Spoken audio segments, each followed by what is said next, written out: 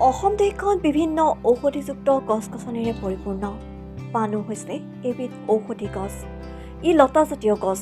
সাধাৰণতে মুখ শুদ্ধি কৰিবলৈ তামোলৰ লগত নাইবা চুপাৰীৰ লগত পাণ খোৱা হয়। উদ্ভিদ বিজ্ঞানত পাণক পাইপাৰ পেটেল নামেৰে জনা যায়। পাণত প্ৰটিন, চৰ্বি, খনিজ, carbohydrate, thiamine, niacin, vitamin C, calcium আদি থাকে। পাণৰ পৰা এবিধ তেলো তৈয়াৰ কৰা হয়।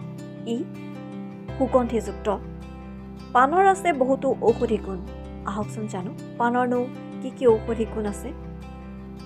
জ্বৰ হ'লে শৰীৰ দুৰ্বল হয়।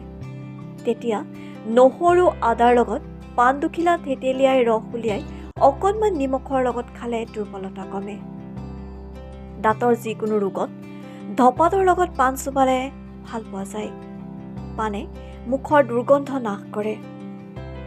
মূৰত ওকণি হ'লে পাণৰ ৰস মূৰত ঘঁহিলে ওকণি কমে।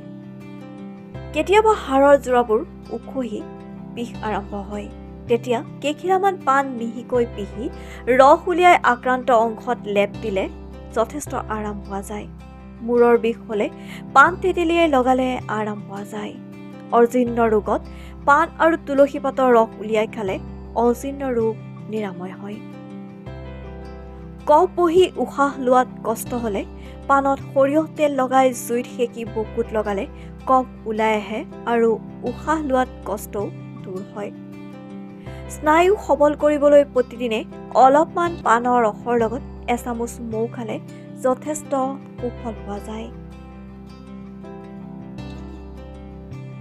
নিউজ ডেস্ক ৰিপৰ্ট, লেংটন বাতৰি।